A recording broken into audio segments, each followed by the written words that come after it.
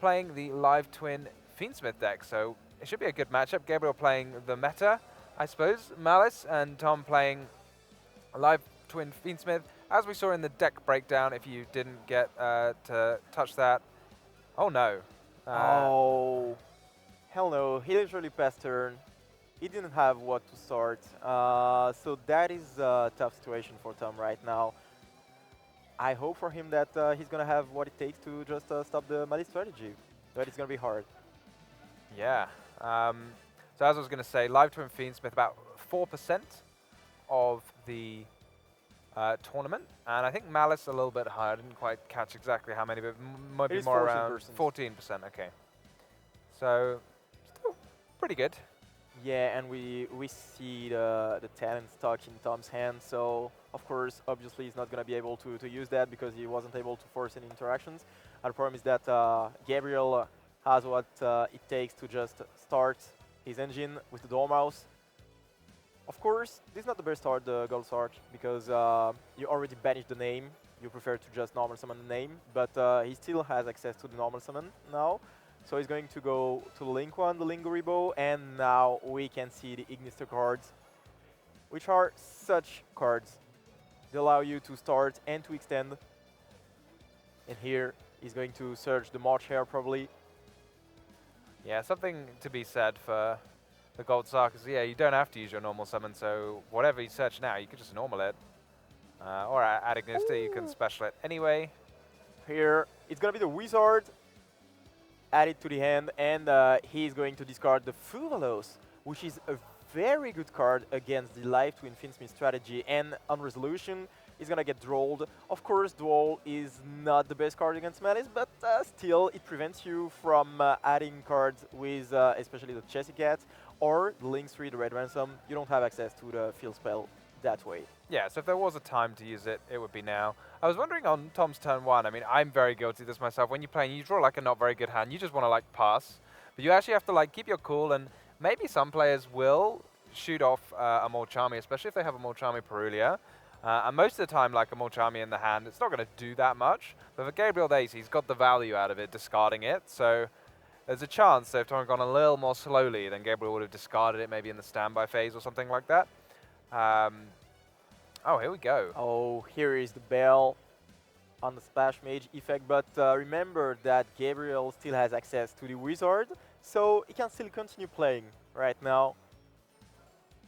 Yeah, I'm wondering, I mean, do you keep it, I guess, surely Wizard is like a better target than Splash Mage. I mean, either of them are quite difficult to deal with because they're going to come down, going to give you the materials that you need to continue.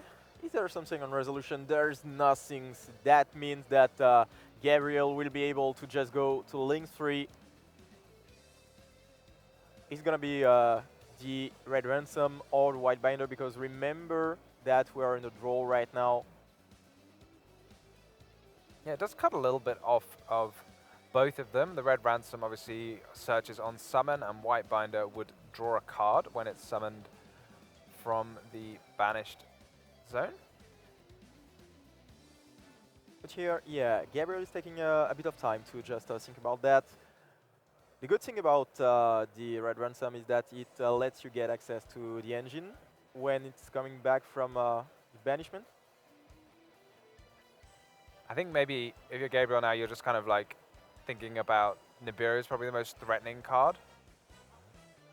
I mean, at that point, I think that you drop the idea to turn around Nibiru. So yeah, he's gonna get cards banished, and he's gonna get access to the trap card, which is the most important thing. So he gets rid of the Imperm. So yeah, heads up there to banish the Imperm in case of any Dominus trap cards. If you don't know what your opponent's playing, they could be running Dominus Impulse, and having a trap in the grave is actually quite relevant. I think Gabriel there just accidentally trying to use the Dormouse for a second time, and as you mentioned, you banish it off Goldsuck, you can't use it again, so it's one of the downsides of doing so. Absolutely, and one thing which is really important is that he cannot go for the access code play here because his opponent doesn't have any card on field, so it's going to be really hard for him to just activate access code. Oh, you can still attack your opponent with access code. You can, yeah, you can. So yeah, now what is he going to do? He already used the Splash Mage, and I think that, yeah, he used most of his gas.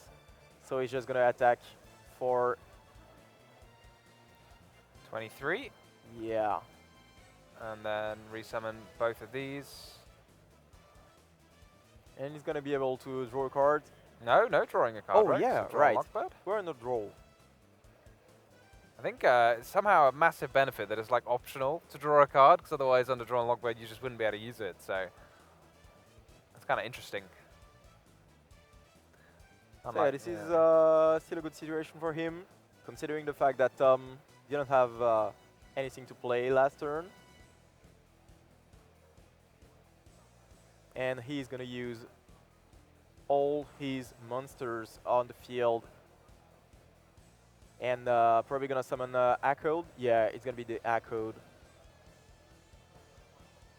So he's going to have access to an Omni-Negate, which is very good. Because Tom didn't have any plays, so even if he draws something, it's going to get negated. Very pessimistic.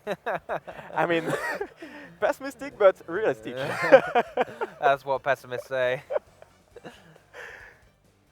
So yeah, he's using a code, but a code talker is probably gonna give Gabriel the victory over here. What is there to do for Tom? Oh. He's going to normal summon the draw and probably go to Typhoon in the extra deck. Yeah, there's nothing to negate if your opponent doesn't use any effects. That is right. That is correct. The scariest Joel Lockbird you've ever seen. So Gabriel is thinking, but he's gonna let Tom summon the Typhoon on top of the Dralen Lockbird, which is a great way to deal with Geocode. Is that code protected, gain attack or something?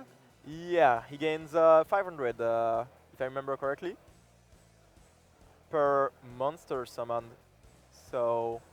Well, that would only put it up to 28, which yeah, means you'd be able to I think so. use it. So let's have a little look.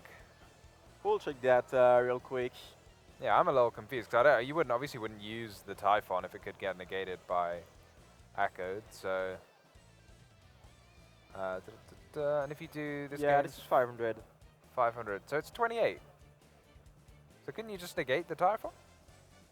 Well, apparently he negated it with only an imperm. I'm confused. I'm a bit confused as well, but there must be something that we're missing. We might miss something. Anyway, with the one of the big advantages of Maliss is that if you don't end the game, the Maliss player is literally able to just have all the engine going back on the field with the March Hare, with all the Link 3. And that is what we are witnessing right now. Yeah, Gabriel not missing anything. I mean, maybe he just wanted to hang on to the... So he's still got the Echoed negate at this point. I think... Which is understandable, to be honest. Because the Imperm, yeah, I mean... Because that seems to be everybody's favorite plan at the moment. Absolutely, that sounds like a good plan, to be honest. So yeah, we're going to see Tom going first once again, and we hope that he's going to be able to play this time. Oh no! Oh no! Not again! Not again! Oh, and we have the Lancia! We have the Callby, but then there is the Ghost Bell, so the Lancia will resolve. What a game we have! 2 times in a row, Tom bricks, but this time, what a chain! Like, is Gabriel gonna be able to go through the Lancia? Does he have access to the Ignister cards, which are very good? And looks like it might be the case, because he's summoning the Chess Cat and going to the Link one. Then he's going to be able to activate backup or wizard from hand. It is backup, and it allows him to just continue pushing forward. Yeah, you can still do a fair chunk at this point. At the very least, ending on the red Ramson and searching a Malice in the mirror. If indeed, do people keep in Malice in the mirror going second, do you think? I mean, this is kind of a good card going second because it allows you to negate something on the field and also to dodge some interruptions, some targeting one. So I think this is still a good card as long as you have something to just start playing. That makes sense to me. I mean, there's always like that consideration, isn't it? It's one of those cards you kind of like your side deck and you kind of look at it and you think it's not the core of my engine, so maybe I'll take it out, but it is quite good going second, as you say, so I think it's particularly good in the situations where you have been hit with an Artifact Lancier, because that way it kind of lets you end on something. And does Tom have anything else to interrupt Gabriel, because there was nothing on the Splash Mage. And we are going to the Windbinder like the last game. He is going to set a trap card, and it doesn't look great for Tom right now because yeah, Gabriel is going to have at least the binder plus the trap, and Tom didn't have a chance to start. So we are literally in the same situation as game one, where even if Tom draws something, Gabriel will have some interruptions, and he's gonna just stop that. Yeah, I mean, Gabriel will have some interruptions, plus whatever he had in his hand that he didn't have to use. Although, having said that, oftentimes just passing can sometimes be a little awkward, because if you've got those Molchamis, then you're stuck between wanting to play or wanting to use your Absolutely. Molchamis. So maybe if Gabriel's got like a couple of Molchamis in his hand, he might not be able to use them. So he is thinking about setting, this MTP 07. He probably sided out the GWC 06 going second. That would make sense. And now he's going to continue comboing, I guess. Yeah, he's still got at least a wizard. So I guess this is coming back from the wizard. It is there, and he's going to use all the cards. At least two of them. Oh, is this a Bomber Dragon? I think so. There it It is the Bomber Dragon, yeah. And he's going to attack for 3,000.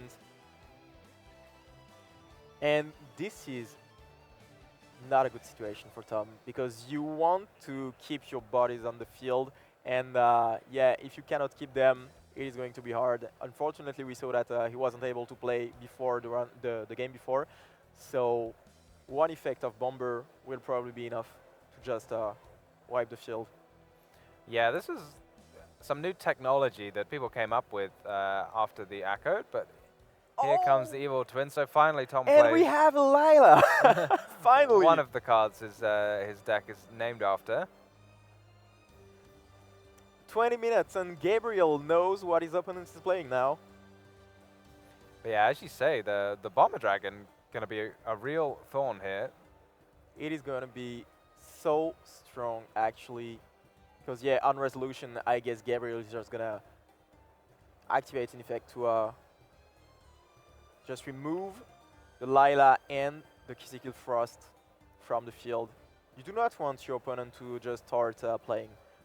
Oh, is that Bell on March Hare? Yeah, there is a Bell. That's really powerful, because I don't know how Gabriel summons any more monsters, right? Absolutely. MTP does not summon any monsters. And it could add another March Hare, but he's already used March Hare, so does that leave Gabriel a bestial, maybe? defenseless? Yeah, and Gabriel is thinking hard on this one.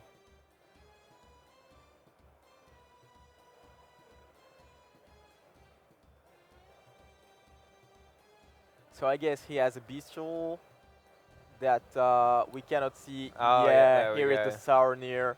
So he has the extend. So in the end, the Ghost Bell doesn't matter. He is going to be able to summon back the White Binder, and I think the Sournir is not going to be in a point in the zone, because you want to resolve the effect of the Binder on resolution. Oh! Yeah, it feels like a slightly awkward sequence of chain links, doesn't it? Because Bomber has to be chain link 1. So if you summon back White Binder, it will be destroyed. Oh, and there is the Ash on the binder, but everything gets destroyed. So well played by Gabriel here. Otherwise, he wouldn't have the destruction of the entire field. And he still has a way to just start playing again next turn because remember, he has the March Hare in hand. So it's going to be the end of turn for Tom. And yeah, Gabriel has everything he needs to just end the game. Right there, you see Tom's face. He looks very disappointed, and I can understand that. Being there, being X1, and yeah, this is a bit hard, to be honest. Yeah.